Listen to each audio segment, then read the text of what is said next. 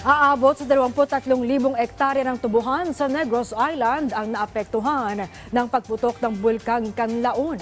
Ayon sa Sugar Regulatory Administration, tumaas ang tinatawag na level of acidity sa mga dahon ng tubo at lupa sa mga sakahan dulot ng ashfall. Ibig sabihin, posibleng mabawasan ng sustansya ng tubo at maaring lumiit ang produksyon o ani. Umaasa naman ang SRA na matutunaw ng pag-ulan ang ashfall.